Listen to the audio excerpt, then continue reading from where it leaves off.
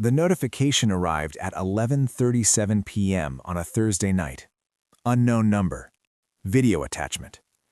I was in a hotel room in Chicago attending a conference, 3 days away from home. My wife, Amanda, had told me she would miss me. "Hurry back," she texted earlier that morning. "The house feels empty without you." I remember smiling when I read that message. After 8 years of marriage, she still had a way of making me feel needed. I tapped the video without thinking. 5 seconds later, my entire life collapsed. The video showed our bedroom. Our bed, the one we spent an entire Saturday picking out together years ago. The same bed where we had fallen asleep together countless nights, where we had planned our future, talked about children, shared everything. But the man lying in that bed with Amanda wasn't me. My wife was there with someone I had never seen before. The footage was clear, deliberate, and obviously meant to be seen. Whoever recorded it had positioned the camera carefully, capturing multiple angles as if they wanted to make sure nothing was missed. At the end of the clip, the man turned toward the camera and smiled directly into it. A second later, another message appeared from the same unknown number. "She screams louder for me. Thought you should know." My phone slipped from my hand onto the carpet. I picked it up again, fingers shaking, and forced myself to watch the video one more time. Then again.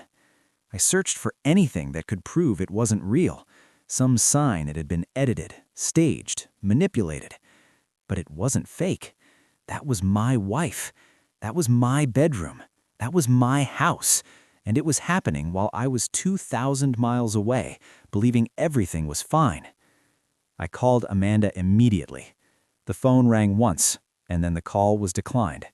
I tried again. Voicemail. I called a third time. Voicemail again. A minute later, a text came through. "In the shower. Call you in the morning. Love you." In the shower. Washing him off.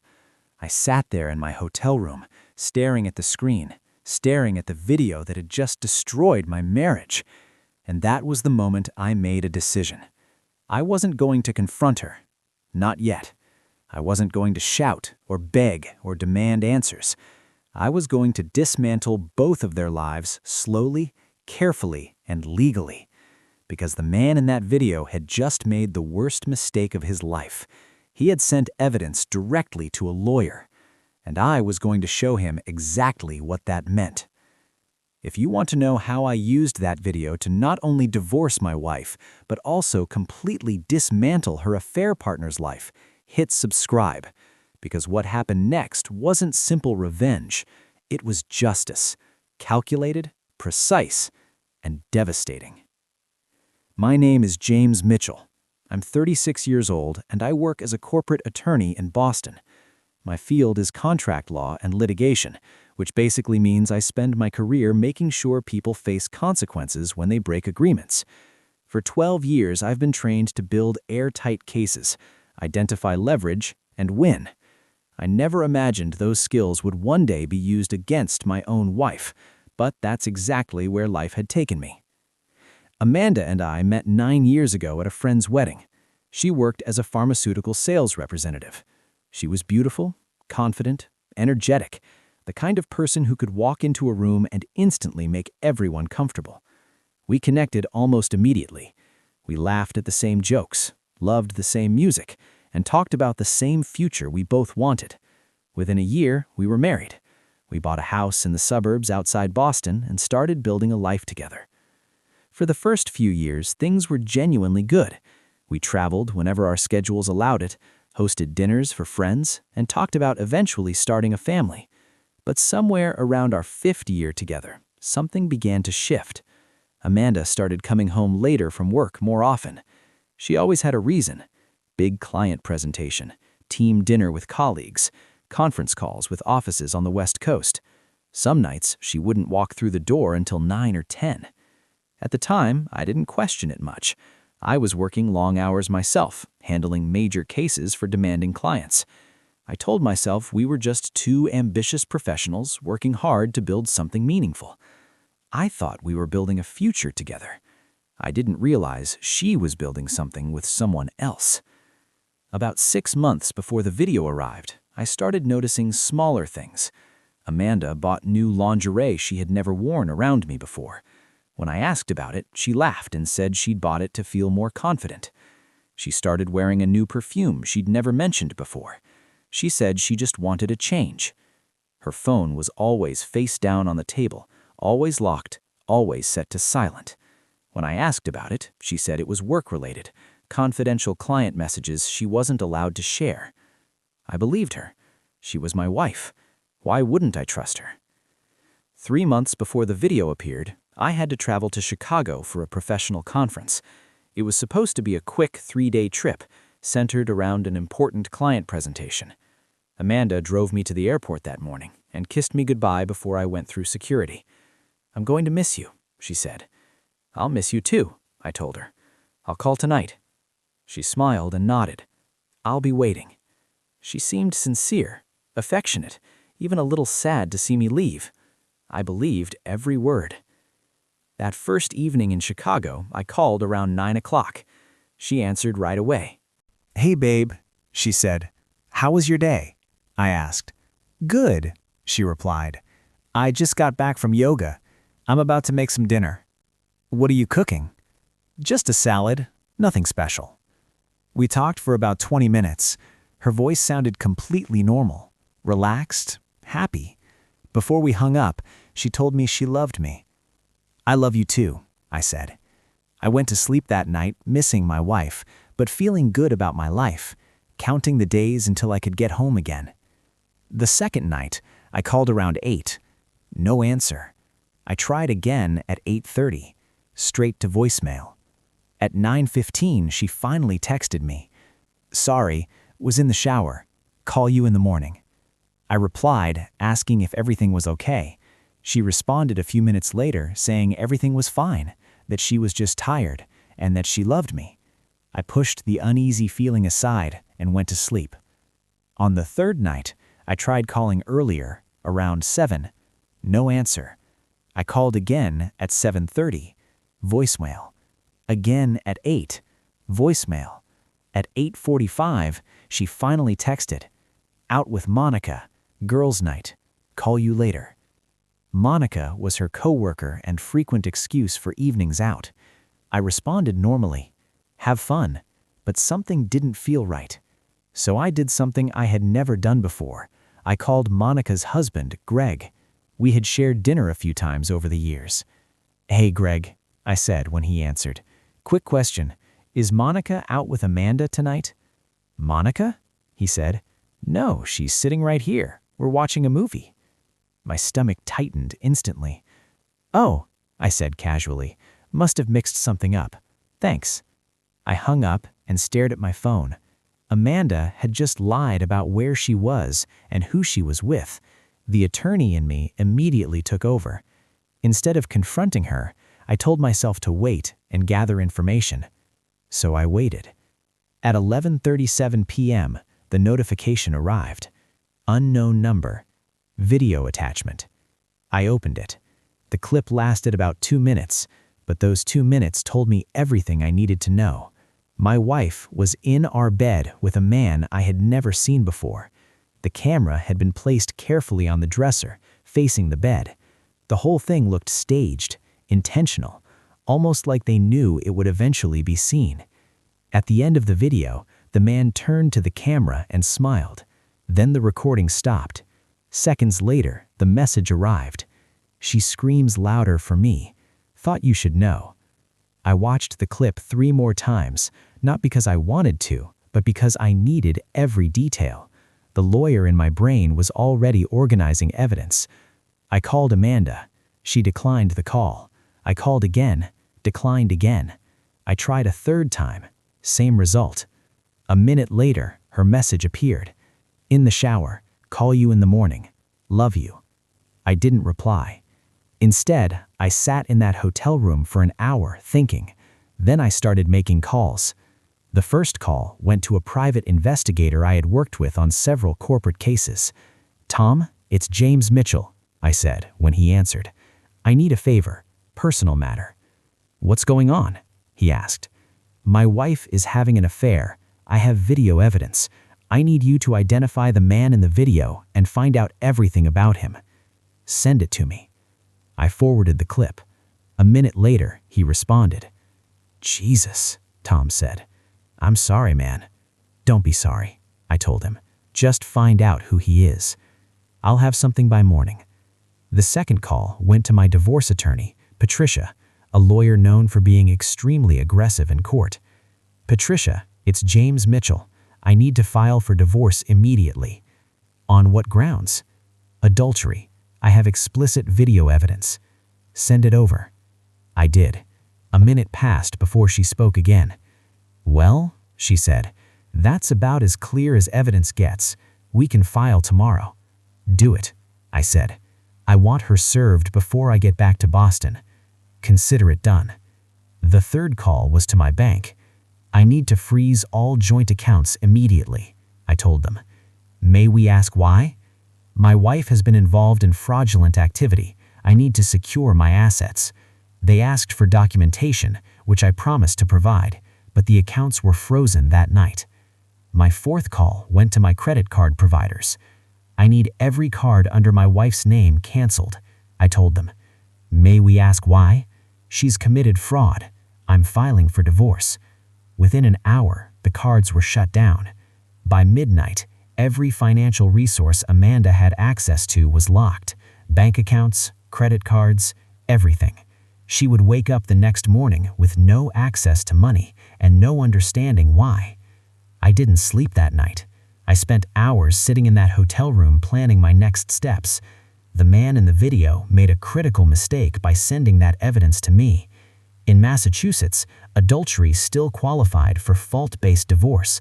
That meant Amanda would walk away with nothing. But I wasn't done. At 6 in the morning, Tom called back. "I've got information," he said. "Go." The guy in the video is Derek Sutherland, 34 years old, personal trainer, owns a gym in Cambridge. Keep going. He's married. Wife's name is Rachel. They have 2 kids, 6 and 4. My jaw tightened. "He's married?" "Yeah," Tom said. "And here's the interesting part. His wife's family owns the building his gym operates in. She basically finances his entire business."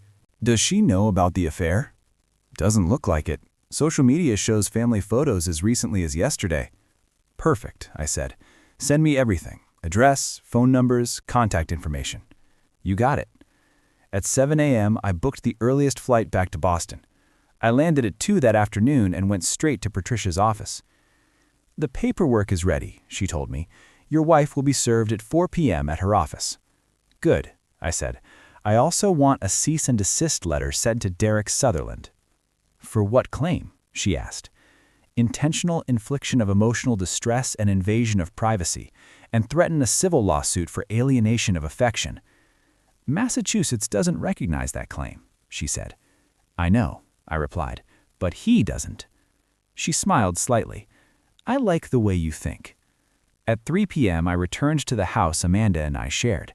I walked into the bedroom, the exact place where the video had been filmed. The bed was neatly made with clean sheets like nothing had ever happened there.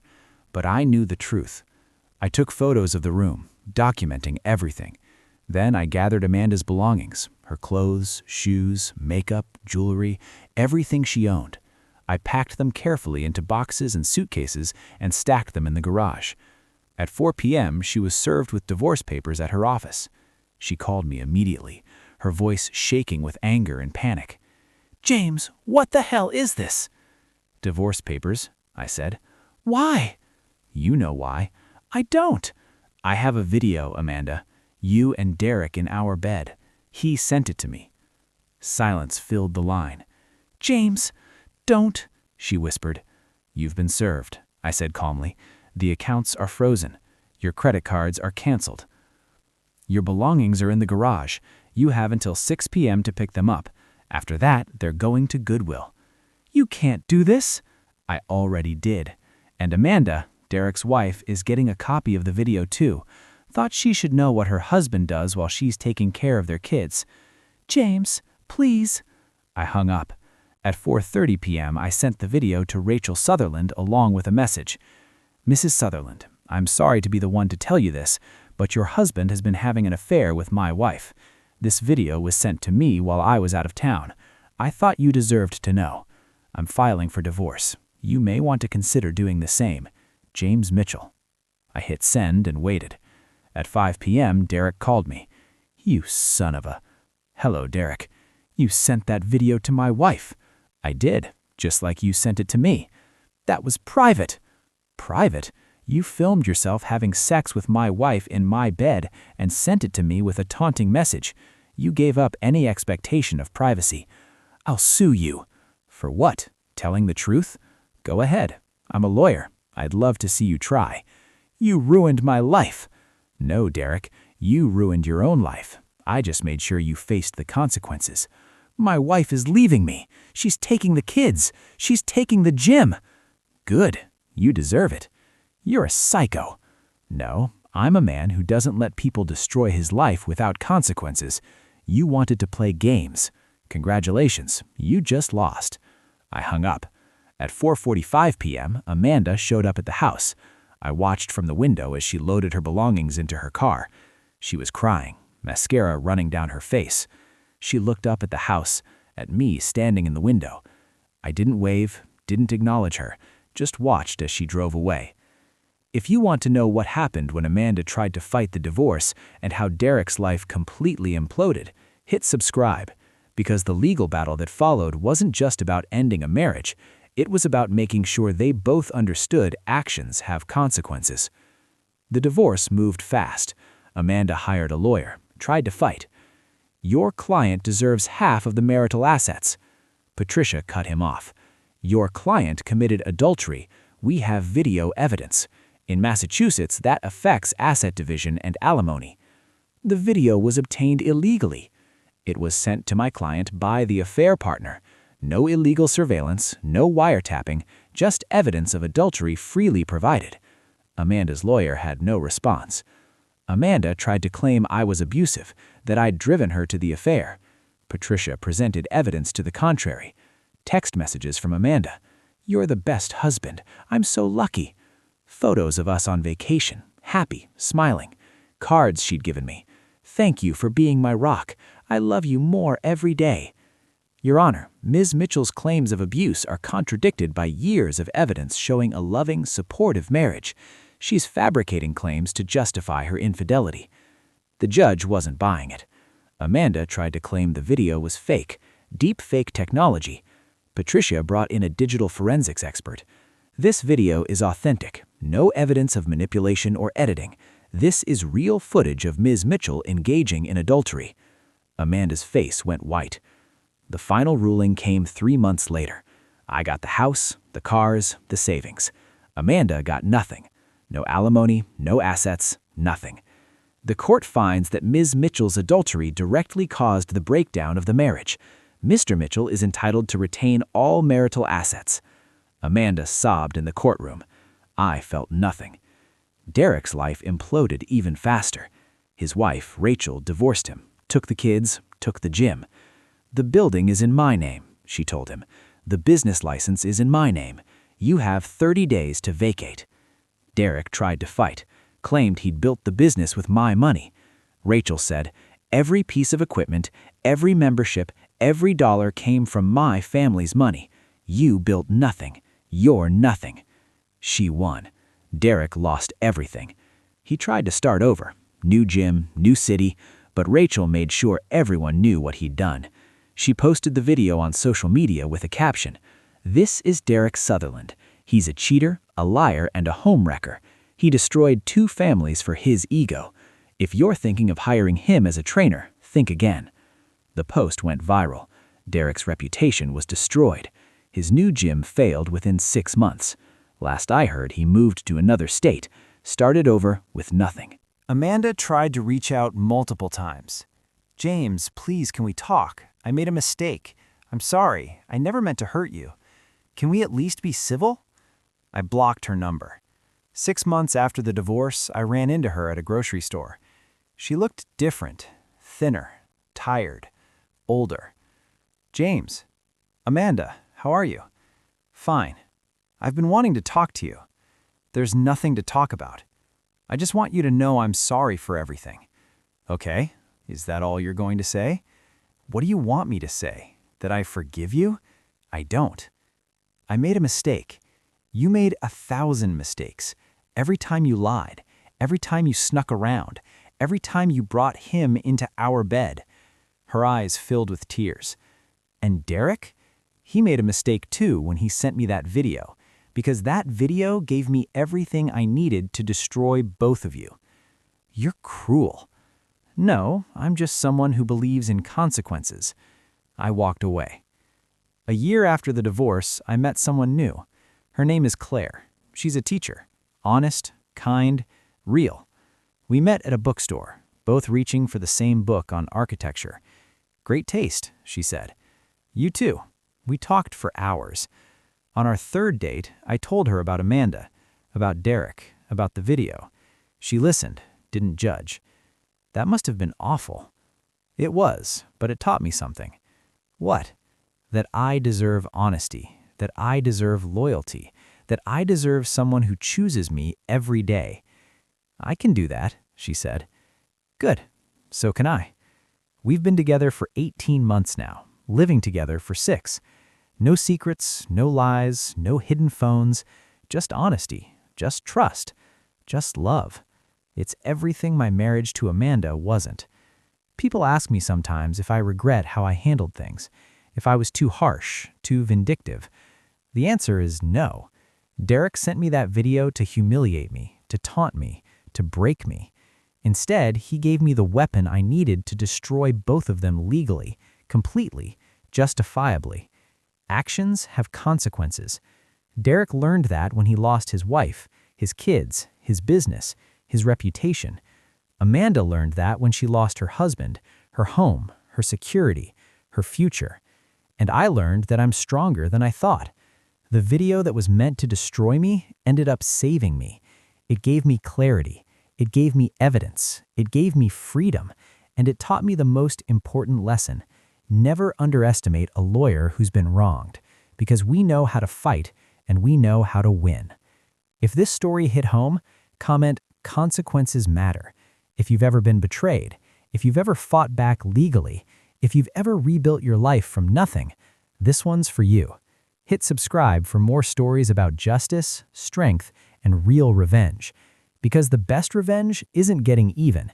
It's using the system to make sure people face the full consequences of their actions, and then watching them lose everything they took for granted. 2 years later, Claire and I got married last month. Small ceremony, just family and close friends. At the reception, my best man gave a speech. I've known James for 20 years. I watched him go through hell with his first marriage, watched him get betrayed in the worst possible way. But I also watched him handle it with precision, with strategy, with the law. He didn't seek revenge, he sought justice, and he got it.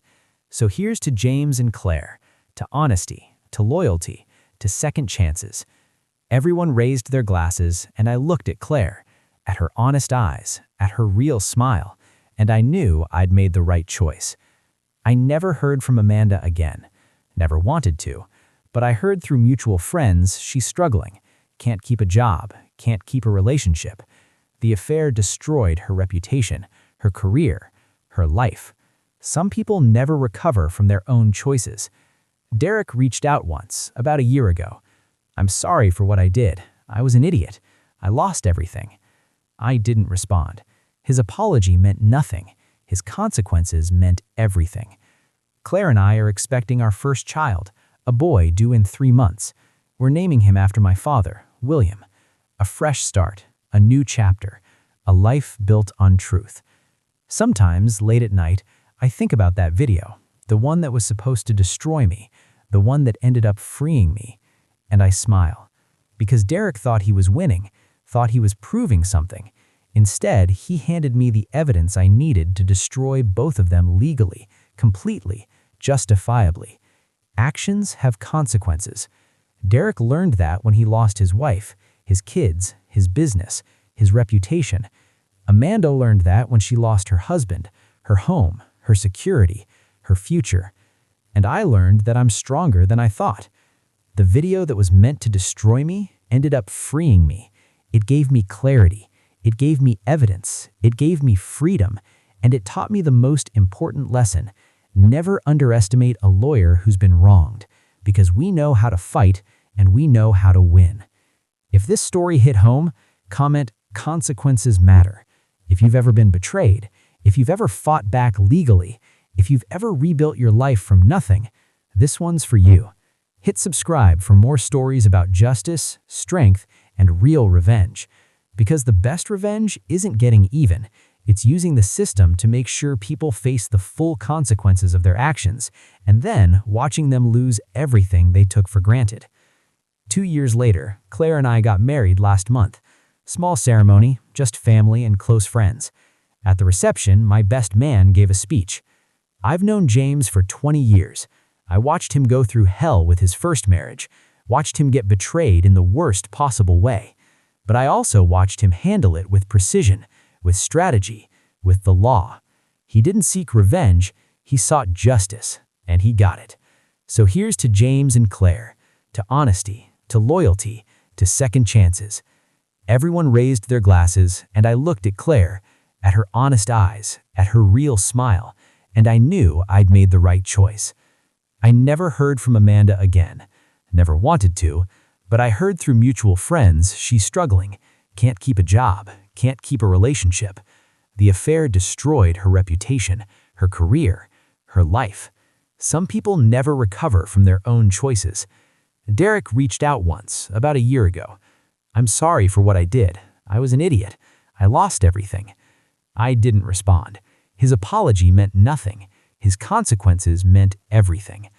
Claire and I are expecting our first child, a boy due in 3 months. We're naming him after my father, William. A fresh start, a new chapter, a life built on truth. Sometimes, late at night, I think about that video, the one that was supposed to destroy me, the one that ended up freeing me, and I smile. Because Derek thought he was winning, thought he was proving something. Instead, he handed me the evidence I needed to destroy both of them legally, completely, justifiably.